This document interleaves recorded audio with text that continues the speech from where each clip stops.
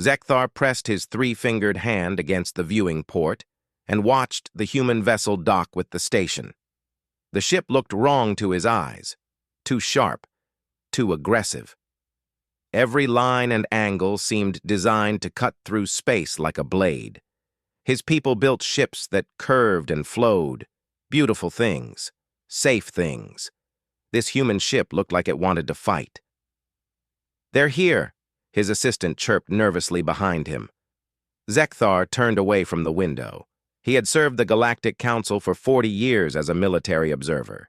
He had watched dozens of species join the Council. He had seen their fleets and studied their ways of war. The humans were no different. Just another young species who got lucky and found faster-than-light travel. In a few months, he would file his report and everyone would forget about them. The docking bay doors opened with a hiss. 3 humans walked through. The first was a male wearing a dark blue uniform with gold symbols on his shoulders. He walked with confidence, his back straight. This had to be Captain Danny Cole. Behind him came a female in a similar uniform. Her eyes scanned the room constantly, looking at everything. Lieutenant Katie Morgan, if Zekthar remembered correctly. The third was an older female in diplomatic robes, Ambassador Lisa Grant. "Welcome aboard Council Station Harmony," Zekthar said in perfect human English. The Council had given him language implants for this assignment. "I am Zekthar of the Vrexian people. I will be observing your patrol duties." Captain Cole smiled and extended his hand. Zekthar knew this gesture. Humans like to grip hands when meeting. He reached out and felt the human's strong grip. Warm. Very warm. Humans ran hot compared to most species. "Good to meet you, Observer Zekthar," Cole said.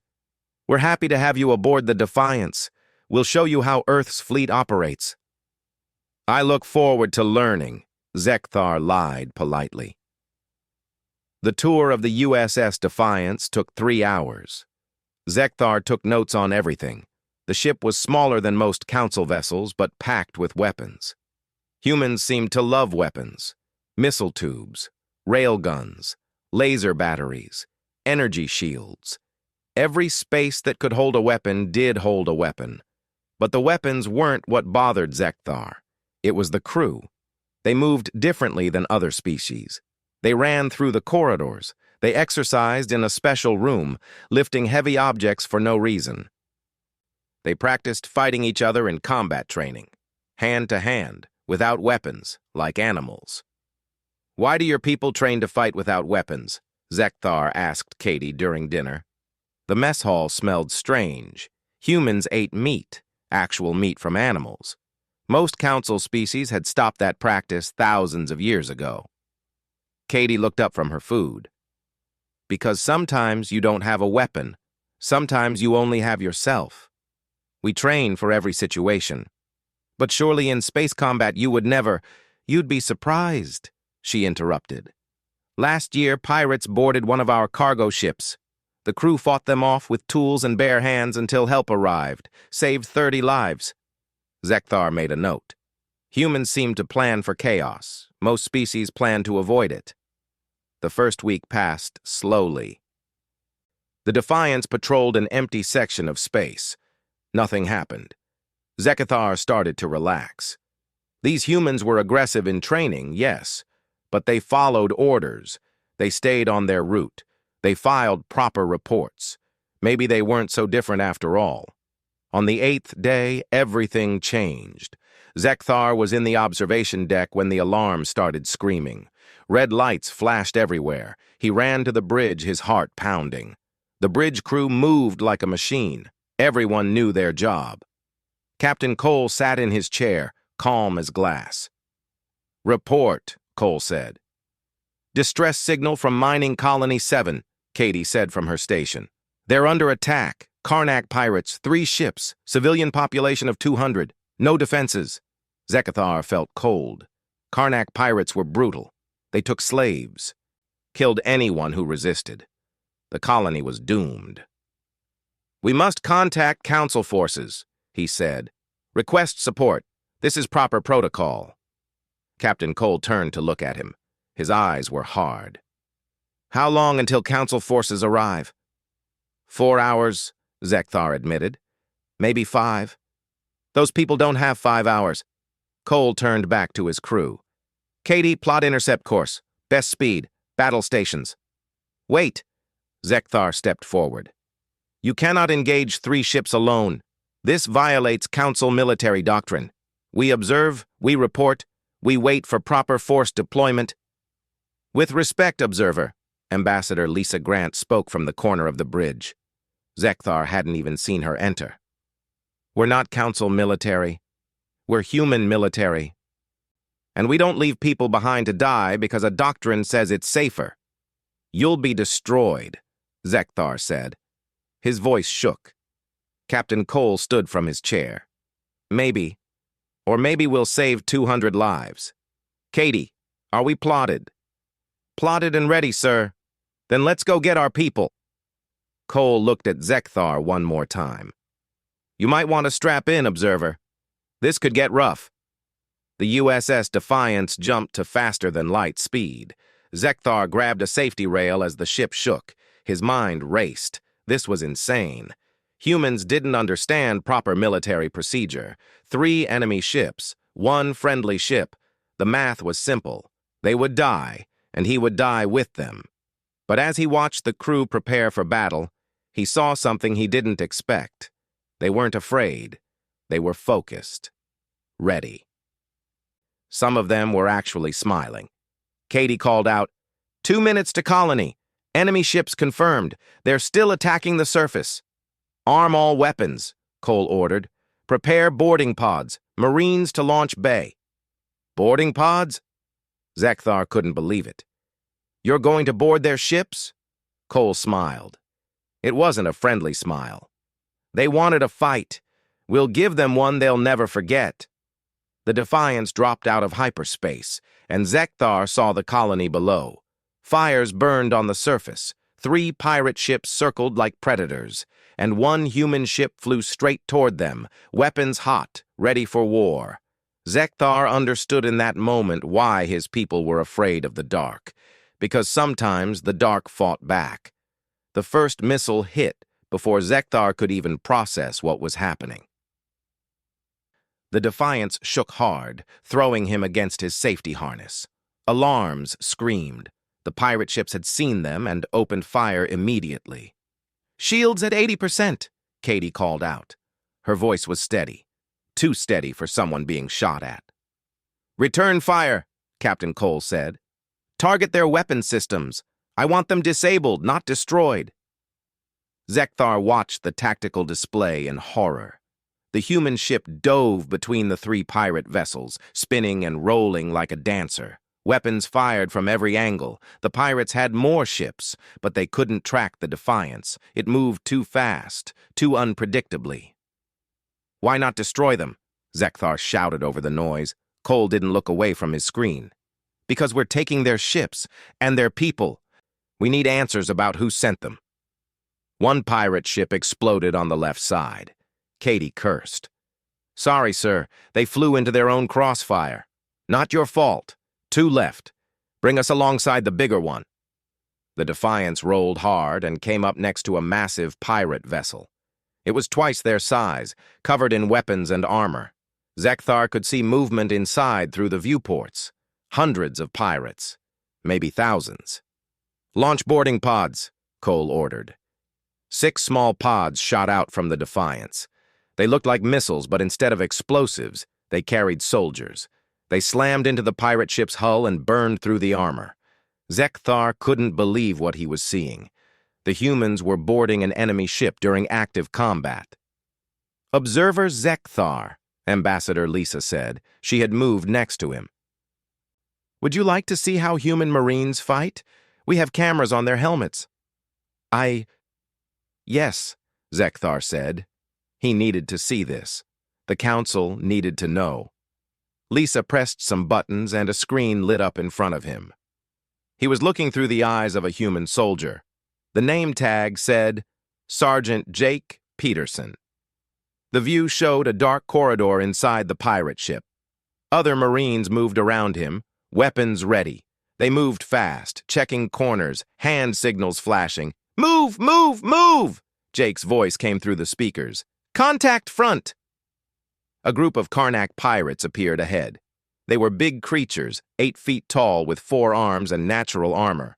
They raised weapons and fired. The Marines scattered. 2 went left, 3 went right. Jake went straight forward. Zekthar gasped. Jake ran toward the enemy, not away. Toward. He fired his weapon while running, hitting 2 pirates. Then he was among them. He used his gun like a club, smashing it into a pirate's face.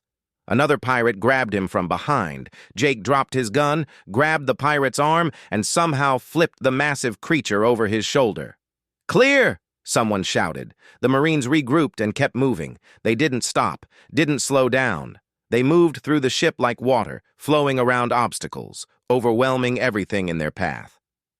"Second squad, we found the prisoners," a female voice said. "We need medical." "On my way," another voice answered. The screen switched to show a different Marine, Corporal Amy Chen. She was smaller than the others, carrying medical supplies instead of heavy weapons, but she ran just as fast. The camera showed her entering a large room. Dozens of colonists were chained to the walls. They looked terrified. Many were injured. "It's okay," Amy said, her voice gentle. "We're human military. You're safe now. I'm going to help you." She worked quickly, treating wounds while other Marines cut the chains. An explosion shook the room. Pirates were trying to break through the door. Amy didn't stop working. She wrapped bandages and injected medicine while weapons fire echoed all around. "Chen, we gotta move!" Jake's voice shouted. 30 more seconds, Amy called back. "This kid's got internal bleeding. I'm not leaving him." "Then we hold," Jake said. The screen switched back to Jake. He and 5 other Marines formed a line at the door. Pirates crashed against them like a wave. The humans didn't break. They stood shoulder to shoulder, firing, fighting, protecting the people behind them. Zekthar felt something strange in his chest. Was it fear? No. It was something else, something he didn't have words for. "All prisoners secure?" Amy finally said. "Ready to move. Fall back to extraction point," Jake ordered. The Marines moved as one unit. They protected the colonists, forming a moving wall of armor and weapons. Every time pirates attacked, the humans pushed back harder. They fought like they had nothing to lose and everything to prove. On the Defiance Bridge, Katie called out, "Second pirate ship is retreating. The last one is signaling surrender." Captain Cole nodded. "Accept their surrender. Tell them to shut down weapons and prepare to be boarded." "They're asking for terms," Katie said. "Terms?" Cole's face hardened. "Tell them the terms are simple. They release any prisoners immediately. They surrender all weapons. They cooperate fully. Or we come in there and take it from them. Their choice." Zekthar watched the tactical screen. The pirate ship went dark. Its weapons powered down. The humans had won. 47 minutes. That's how long the battle lasted. From first shot to final surrender. 47 minutes. Zekthar's people would have spent 47 minutes just discussing what to do. When the Marines returned, Zekthar went to meet them. Jake Peterson walked off the boarding pod first. His armor was dented and burned. Blood covered his helmet, but he was smiling. "Good fight," Jake said to his squad. "Everyone did good." Amy walked past, supporting a young colonist. The kid couldn't have been more than 10 years old. Human years. She had saved him. Zekthar remembered. She had stopped in the middle of a battle to save one child. "Excuse me?" Zekthar said to Amy. "May I ask a question?" Amy looked at him, tired but alert. "Sure, Observer. Why did you risk your life for that child? You could have evacuated sooner. You could have been killed." Amy looked confused by the question. "He needed help. That's the job. We don't leave people behind. Not ever." She walked away before Zekthar could respond. He stood in the docking bay, surrounded by humans. They laughed and joked despite being exhausted. They checked each other for injuries.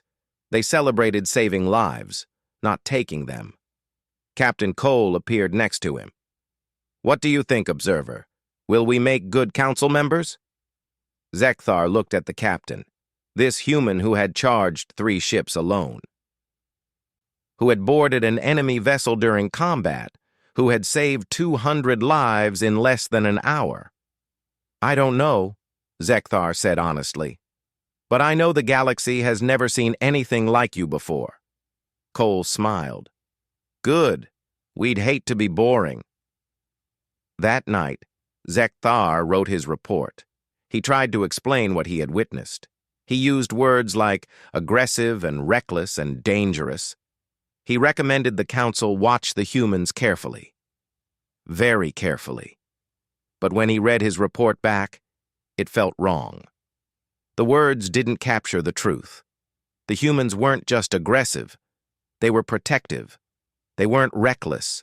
They were brave. They weren't just dangerous. They were unstoppable. The emergency signal reached Council Station 3 months after the pirate incident. Zekthar was in his quarters when every screen in his room turned red. The Council emergency symbol flashed. He had never seen it used before. Not in 40 years. He ran to the command center. Hundreds of officials crowded around the main display. The image showed a planet, or what was left of one.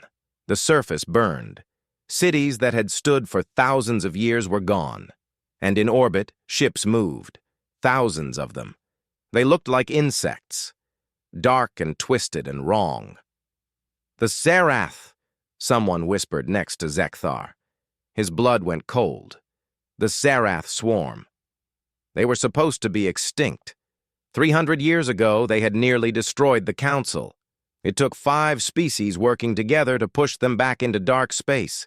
Billions died. Entire worlds burned. "How many ships?" someone asked. "We've counted over 10,000, an analyst said. Her voice shook. "But they keep coming.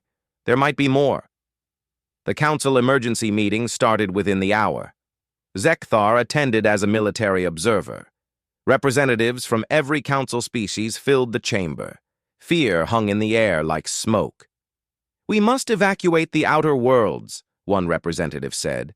"Pull back our defenses to the core systems." "We need time to build more ships," another added. "We should seek a diplomatic solution." "You can't negotiate with the swarm," an old general said. His name was Threndok, and he had fought the Zerath before. "They don't talk. They don't bargain. They consume everything." The debate went on for hours. Zekthar watched and felt sick.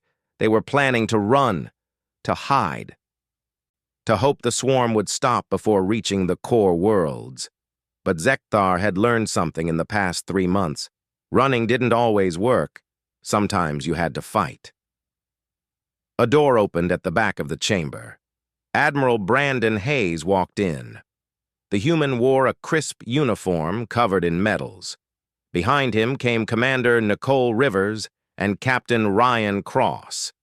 3 humans. They looked tiny compared to some Council species, but they walked like giants. "Admiral Hayes," the Council leader said, "we did not summon you to this meeting." "With respect," Brandon said. "Earth heard your emergency signal. We're here to help."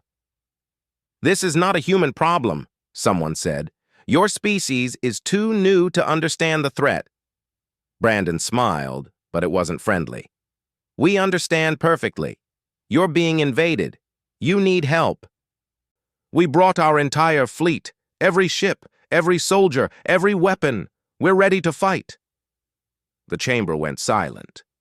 Every ship? The humans had brought everything? "How many vessels?" General Threndok asked. 247 capital ships, Brandon said. 500 fighters, 80,000 Marines. It's not much compared to your numbers, but we hit hard. Zekthar did the math in his head. The humans had brought 1/5 of their military. That was their entire space force. They were risking everything to help the Council. "Your offer is appreciated," the Council leader said carefully. "But we need a defensive strategy. We will position forces around the core worlds and— Defensive? Brandon interrupted. You want to wait for them to come to you? It is the logical approach. We preserve our forces and they consume your outer worlds while you hide, Brandon said. His voice was hard now. They grow stronger. You grow weaker.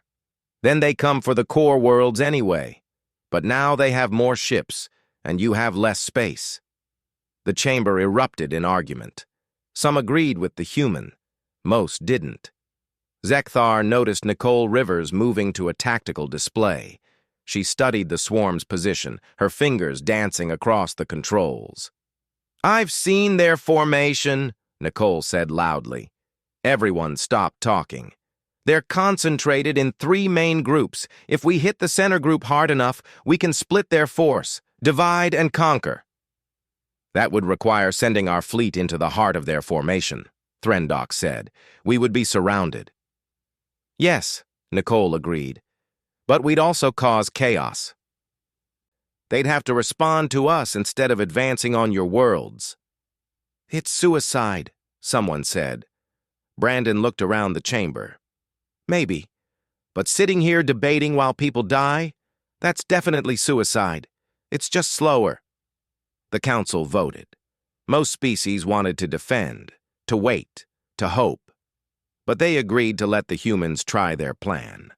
After all, if the humans wanted to throw their lives away, that was their choice. The important council species would be safe. Zekthar requested assignment to the human fleet. The council agreed immediately. Someone needed to document humanity's failure. The human fleet gathered in deep space. Zekthar stood on the bridge of the flagship, watching the preparations. 247 ships. It looked like a lot until you remembered the swarm had 10,000. Observer Zekthar, Admiral Hayes said. Good to have you with us. Admiral, Zekthar said, may I speak freely? Always. This is insane. You'll be destroyed. Brandon nodded slowly. Probably. But you know what? 3 months ago, my people were told we were too young to join the council, too aggressive, too unpredictable. And now, when the real monsters show up, everyone else wants to run and hide. He looked at Zekthar.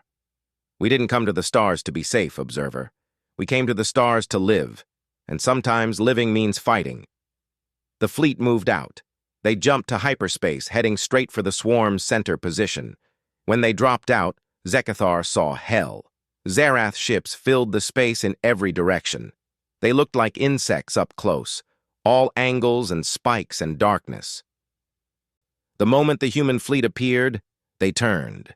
10,000 ships focused on 200. All ships! Brandon's voice came over the fleet channel. Remember your training. Stay tight, cover your wingmen, and don't stop hitting them until they stop moving. The swarm attacked like a wave. The human fleet dove into them. Zekthar watched Nicole Rivers lead her fighter squadrons into impossible situations. They flew in formations that should have gotten them killed. They used their missiles at point-blank range. They rammed swarm ships when they ran out of ammo. Ryan Cross commanded the Marines on boarding operations. When a swarm ship got too close, his people boarded it and destroyed it from the inside. Zekthar watched Ryan himself spacewalk between ships, planting explosives while under fire. The battle lasted for 6 hours. 6 hours of continuous combat. The human fleet never stopped moving, never stopped fighting. Their ships took terrible damage. Zekthar watched vessels break apart, burn, explode. He watched hundreds of humans die. But they kept fighting. When it was over, the human fleet had lost 98 ships, almost half their force. But the swarm's center group was shattered, destroyed. The survivors scattered in confusion. The council forces, watching from a safe distance, moved in. They caught the divided swarm groups and pushed them back. The advance stopped. The outer worlds were saved. Admiral Hayes stood on his damaged bridge, blood running down his face from a cut. He looked exhausted, but when he spoke to the fleet, his voice was strong. Good work, everyone. We did what we came to do. Now let's go home and tell Earth about the brave souls we lost today. Zekthar approached him. Admiral, I'm sorry for your losses. Brandon looked at him. Don't be sorry, Observer, be grateful. We bought the galaxy time. That's all we can ever do. Buy each other time. That night, Zekthar wrote another report. But this time, he didn't call the humans aggressive or reckless. He called them brave. He called them heroes. And he warned the Council that humanity had just changed the rules of warfare forever. Zekthar couldn't sleep. He lay in his quarters on Council Station, staring at the ceiling. Every time he closed his eyes, he saw human ships burning. He heard their final transmissions, calm voices saying goodbye while their vessels broke apart around them. Why? That was the question that kept him awake. Why would humans throw themselves into death so easily? What made them different from every other species he had ever known? He got up and walked to the diplomatic wing. It was late. Most of the station slept. But he knew humans kept strange hours. They seemed to need less sleep than other species. He found Captain Lisa Harper in one of the study rooms. She was a xenoanthropologist, a human who studied alien cultures. But she also wore a military uniform. Another strange human trait. They made their scientists into soldiers.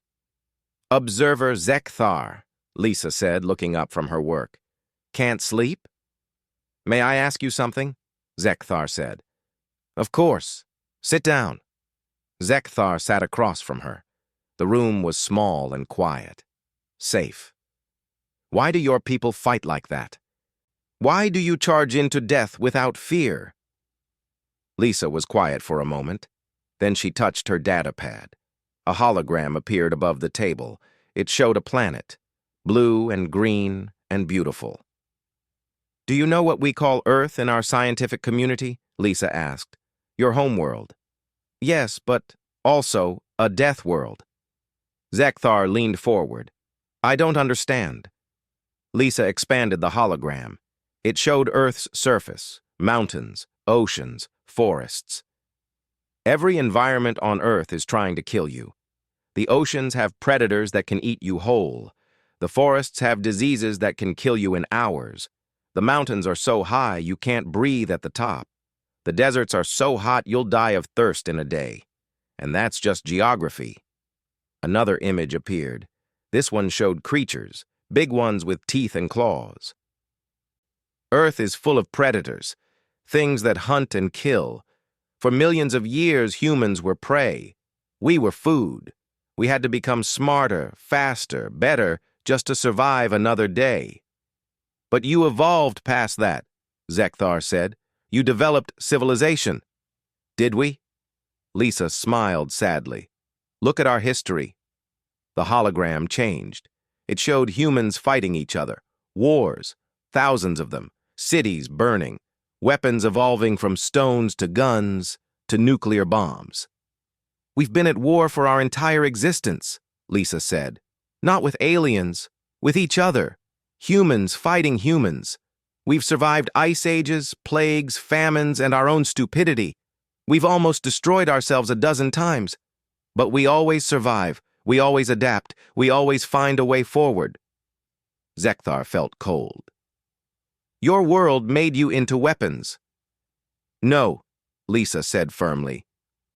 Our world made us into survivors. There's a difference. A young Marine walked into the room. He looked barely old enough to be a soldier. His name tag read Private Tyler Walsh. Sorry, Captain, Tyler said. Didn't know you had company. It's fine, Tyler. Come in. The observer was asking about Earth. Tyler sat down. He had a data pad with him, showing pictures of a family. What do you want to know? Why you fight, Zekthar said. Why you risk everything. Tyler looked at his pictures. These are my grandparents. My grandmother survived 3 different cancer treatments. My grandfather lived through a war before I was born. Their parents survived a pandemic that killed millions. Go back far enough, and my ancestors survived ice ages with nothing but animal skins and sharp rocks. He looked up at Zekthar. I fight because they did, because every human alive today is descended from survivors, from people who looked at impossible situations and said, not today. We don't know how to quit. It's not in us. But you could die, Zekthar said. So? Tyler shrugged. Everyone dies. The question is what you do before you die. Do you run? Do you hide? Or do you stand up and make your life mean something? Lisa pulled up more images. They showed human achievements. Buildings that touched the sky. Machines that could think. Ships that could cross between stars. We didn't get here by being safe, observer. We got here by taking risks, by trying things that should be impossible, by refusing to accept limits. Your species is insane, Zekthar said quietly. Maybe, Lisa agreed. But we're alive, and we're free. And we're here in the stars with you. Zekthar thought about his own people. The Vrexians had evolved on a garden world, perfect weather, no large predators, plenty of food. They had developed civilization peacefully. They had never needed to fight for survival. They had never needed to become dangerous. I think I understand now, Zekthar said. Your world made you hard, made you willing to fight. Not just willing, Tyler said. Ready. We train for war during peace. We prepare for the worst while hoping for the best. It's called the Death World Doctrine. Always be ready. Always be prepared. Never assume you're safe. Lisa closed the hologram. The other council species, they're soft. Their worlds were kind to them. They never had to develop the same survival instincts. They've never faced real existential threats. Not like we did every day for millions of years? They fear you, Zekthar said. Some want to limit your military. They think you're too dangerous. They're right to be afraid, Tyler said. His face was serious. We are dangerous. But here's the thing they don't understand. We're only dangerous to our enemies, the people who want to hurt others, the ones who prey on the weak. We don't fight for conquest. We fight for protection. Lisa nodded. It's true. Look at our history. Yes, we've fought terrible wars, but we've also always fought against oppression, against slavery, against genocide. When we see evil, we confront it. We don't hide from it. Zekthar stood and walked to the window. Outside, he could see human ships moving through space. They looked dangerous, aggressive, wrong. But now he understood why. The swarm is regrouping, he said quietly. Our intelligence says they're preparing for another attack, a bigger one. They're coming for the core worlds this time. We know, Lisa said. We're preparing too. The Council wants to fortify the core systems, build massive defenses, wait for the swarm to come to us. And you think that's wrong, Lisa said. It wasn't a question. I think, Zekthar said slowly, that I've learned something from humans in these past months. I've learned that sometimes the best defense is a strong offense, that sometimes you have to meet your enemy halfway, that sometimes you have to charge into the darkness because waiting for the darkness to come to you is worse. Tyler stood up. Sounds like you're becoming honorary human, observer. Zekthar turned to look at them. These two humans. One old and wise, one young and brave, both ready to die for people they didn't even know, for worlds that weren't their own, for a galaxy that feared them. I'm going to recommend to the Council that they follow human military doctrine for the final battle, Zekthar said. I'm going to tell them that our best chance of survival is to fight like you do. Fast, hard, without mercy. They won't listen, Lisa said. I know, Zekthar admitted. But I have to try, because you've shown me something important. You've shown me that there's a difference between existing and living. That survival isn't about hiding from danger. It's about facing it head on. He walked to the door, then stopped. Thank you for teaching an old Vrexian new tricks. Anytime, Observer, Tyler said. That's what friends are for. Friends. Zekthar thought about that word as he walked back to his quarters. 3 months ago, he had thought humans were primitives, dangerous animals who didn't belong in civilized space. Now he understood the truth. Humans weren't the most advanced species. They weren't the oldest or the wisest, but they were survivors. And in a galaxy about to face its greatest threat, survivors were exactly what everyone needed. The swarm came 3 weeks later, not as scattered groups this time, as one massive force. Every sensor on every council station lit up at once. Over 50,000 ships appeared at the edge of Sanctuary Prime System, the council's most important world. Billions of people lived there, thousands of years of history, and the swarm wanted to erase it all. Zekthar stood in the war room with hundreds of other military leaders. The mood was dark. Most species had already started evacuating their people. They talked about delaying actions, about buying time for people to escape, about acceptable losses. "We can hold them for maybe 6 hours," General Threndock said. His voice was tired, defeated. "That should be enough time to evacuate the government and essential personnel." "And everyone else?" someone asked. Silence. The door burst open. General Chris Manning walked in. The human general was huge, over 6 feet tall with scars covering his face. Behind him came Captain Kate Sullivan and Captain Danny Cole. Zekthar felt hope for the first time in hours. "Evacuation?" Chris said. His voice filled the room. "That's your plan?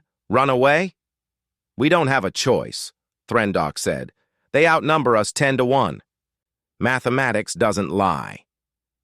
"Math changes when you change the variables," Chris said. He walked to the tactical display and pressed buttons. A new formation appeared. "This is Operation Last Stand. We don't delay. We don't evacuate. We win." The room exploded in argument. Too risky, too aggressive, impossible. Zekthar heard the same words he had heard before, the same fear, the same doubt. "Listen to him," Zekthar said. His voice was quiet, but everyone stopped talking. "I've watched humans fight. I've seen what they can do. If General Manning says we can win, we should listen." "Observer Zekthar," the council leader said. "You're suggesting we risk everything on a human battle plan?" "No," Zekthar said. "I'm suggesting we stop thinking like prey and start thinking like predators. The humans are right. We've been running scared for too long. It's time to fight." The vote was close. Half the council wanted to evacuate. Half wanted to fight. In the end, desperation won. They had nowhere left to run. Sanctuary Prime was the core world. If they lost it, they lost everything. The combined fleet gathered, every council ship that could still fight, every human vessel, almost 8,000 ships total. It still wasn't enough. The swarm had 50,000. But Chris Manning didn't seem worried. "They have numbers," he told the fleet commanders. "We have strategy. We have coordination. We have courage. And we have something they'll never have. We have each other." Zekthar requested to be on the ground with the Marines. If this was the end, he wanted to face it standing, not sitting in a ship. Chris approved immediately. "Welcome to the infantry, Observer," Chris said. "Try to keep up." The swarm attacked from 3 directions at once. The space battle started immediately. Ships on both sides exploded, the void filled with fire and debris. Kate Sullivan led special operations teams on suicide missions, destroying swarm command ships from the inside. "Ground forces incoming!" someone shouted. Zekthar looked up. The sky turned black. Thousands of swarm drop pods fell like rain. They hit the ground and burst open. Zerath soldiers poured out. They looked like nightmares. 8 feet tall, 4 arms, natural weapons and armor. No fear, no mercy. "Everyone ready?" Chris shouted. Around him, thousands of Marines prepared. Humans mixed with Vrexian soldiers, Kentar warriors, Helian defenders. species that had never fought together before. Species that had been enemies, now fighting side by side. "Remember your training," Chris called. "Protect each other. No one gets left behind." The swarm charged, a wave of claws and teeth and rage. Zekthar felt terror freeze his blood. This was death. This was the end. Then the humans charged back. They ran toward the enemy, not away, toward, screaming war cries that echoed across the battlefield. And behind them, inspired by their courage, every other species charged too.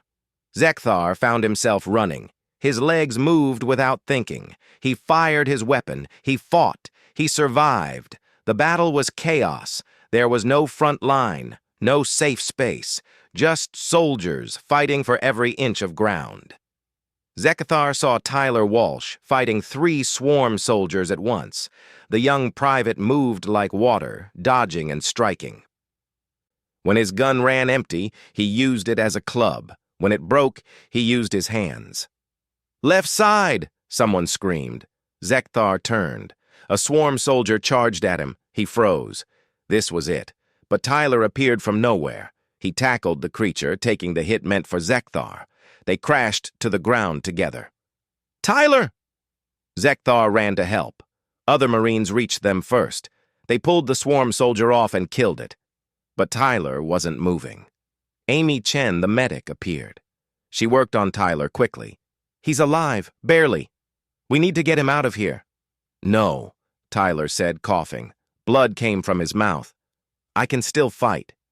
"You can barely breathe," Amy said. "Then I'll fight barely breathing," Tyler said. He tried to stand, but couldn't. "Stay down, soldier," Chris Manning ordered. He had appeared next to them. "You've done enough. Rest now." Above them, the space battle raged. Danny Cole's voice came over all channels. "We're pushing them back. Keep hitting them. Don't let up." Nicole Rivers led her remaining fighters in a final assault on the swarm's flagship. Her voice was calm as she flew into impossible fire. "This is for everyone we lost. This is for everyone they took. This is for Earth and every world that wants to be free." Her fighter hit the flagship. The explosion was massive. The flagship broke in half and burned. Something changed in the swarm. Zekthar felt it. Their coordination faltered. Their attacks became confused. The humans had done it. They had cut off the swarm's central command. "All forces, advance!" Chris ordered. "Drive them back. Show them what happens when they threaten our home." The combined forces pushed forward. Humans led the charge, but every species fought with new courage. They had learned from the humans. They had learned to be brave, to be aggressive, to fight for each other. The battle lasted for 18 hours. 18 hours of blood and fire and death. When it was over, the swarm broke. The survivors fled into dark space. Sanctuary Prime was saved. Zekthar sat on the battlefield exhausted. Around him, soldiers from dozens of species helped each other. Humans shared medical supplies. Vrexians carried wounded humans to safety. Enemies had become brothers. Chris Manning found him. The general's armor was destroyed. Blood covered his face, but he was smiling. "We did it," Chris said. "We actually did it." "You did it," Zekthar said. "You showed us how." "No," Chris said firmly. "We all did it. Together. That's the only way it works. That's the only way we survive." The council met 3 days later. The mood was different now. There was still sadness for the losses, but also pride. They had faced their greatest fear and won. The council leader stood. "We owe humanity a great debt. They came to our aid when we were ready to give up. They taught us to fight, to stand, to be brave." "We weren't brave," Chris said from his seat. "We were terrified, every single one of us, but we fought anyway. That's not courage, that's necessity." "Then teach us this necessity," the council leader said. "Teach us to fight like you do, to survive like you do. We name humanity as first protectors of the Galactic Council. Your people will lead our military. Your tactics will become our tactics. Your spirit will inspire our spirit. Zekthar stood. I wished to say something. The chamber went quiet. Everyone looked at him. 3 months ago, I was assigned to observe humanity, to judge if they were fit for the council. I thought they were primitive, dangerous, wrong. He paused. I was right about one thing. They are dangerous. But only to those who threaten the innocent. Only to those who prey on the weak. Only to those who choose evil over good. He looked at Chris, at Danny, at Amy and Kate, and all the humans in the room. I understand now why entire worlds live in fear of humanity. Because when you anger them, when you threaten what they love, they don't negotiate. They don't compromise. They charge into battle with fire in their eyes and steel in their hearts. They fight until they win or until they die. And usually, they win. The chamber erupted in applause, not polite applause, real applause, gratitude and respect and even love. That night, Zekthar visited the memorial. The names of the fallen covered a wall that stretched forever. So many names, so many lives. He found Tyler Walsh's name. The young private had died 3 hours after the battle ended. His wounds were too severe. Zekthar placed a medal next to Tyler's name, a human military medal for courage. Someone had given it to him to pass on. Thank you, Zekthar whispered. Thank you for showing us what courage really means. Thank you for teaching us that some things are worth dying for. Thank you for being human. He stood there for a long time, surrounded by the names of heroes, human and alien, soldier and civilian. All of them united in one final truth. They had charged into darkness together, and together they had brought light.